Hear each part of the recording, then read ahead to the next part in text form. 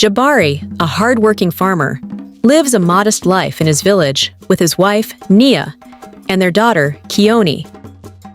Despite his efforts, Jabari barely manages to scrape together enough for his family. He feels shame as he watches other villagers thrive, and he grows frustrated with his struggles. One day, he hears of a secret legend, a spirit named Chuma, who dwells in the depths of the forest and grants wealth to those desperate enough to summon it. Jabari dismisses the warnings of Elder Duma, who claims Chuma is a spirit of shadows that feeds on desperation. He shrugs it off, telling himself he'll be careful. That night, he slips into the forest with an offering and whispers Chuma's name.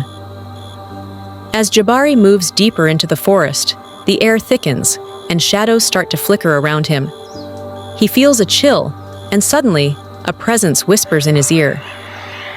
It's Chuma, who promises wealth, but hints that there will be a price. Desperate, Jabari agrees, driven by his need to provide for his family. In the weeks that follow, Jabari's fortunes change drastically. His crops are unusually bountiful, his cattle multiply, and rare treasures seem to appear as if by magic. Soon, he is the wealthiest man in the village.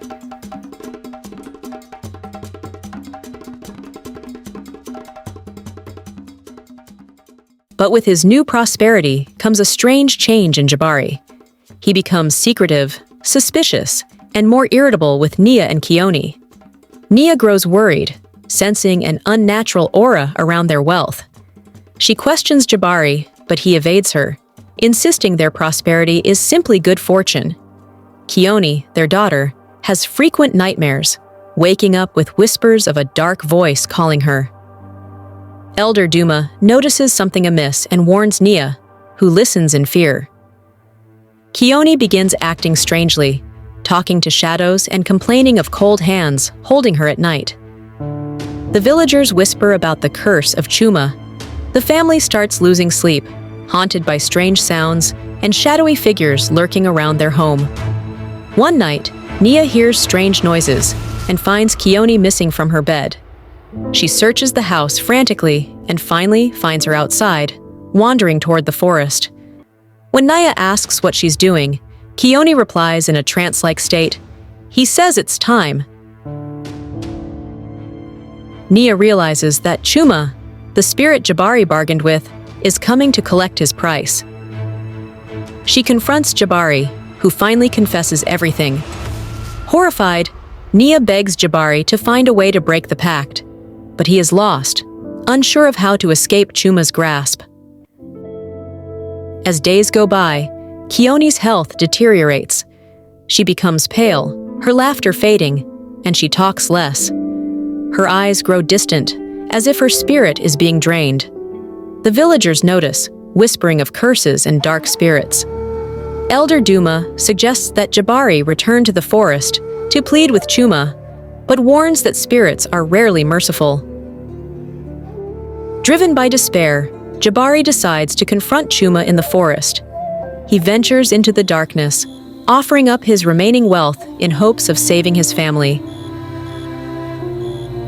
Chuma appears, a dark, shadowy figure with glowing eyes, amused at Jabari's desperation.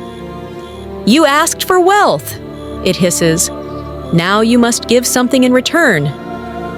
Jabari begs Chuma to spare his family, even offering his own life.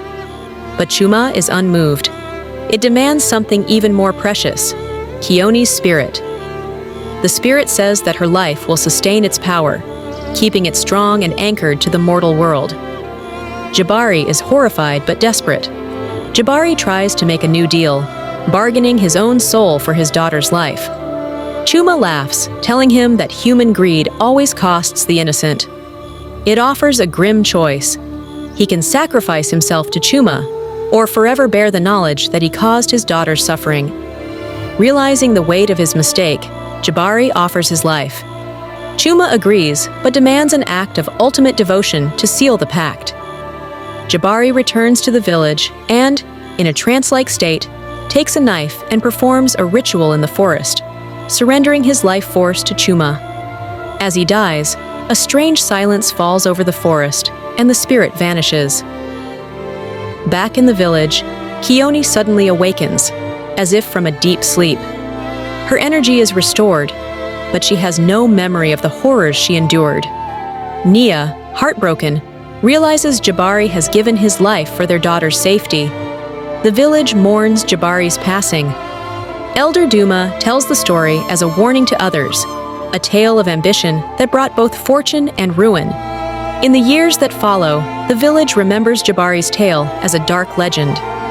Nia and Keone continue on, but they occasionally sense a strange presence, a fleeting shadow in the corner of their eyes. In the whispers of the night, Nia sometimes hears Chuma's mocking laughter, reminding her that the spirits never truly leave. The villagers say that once a year, on the night of Jabari's death, a shadowy figure roams the village, a restless spirit bound by a deal that echoes through eternity.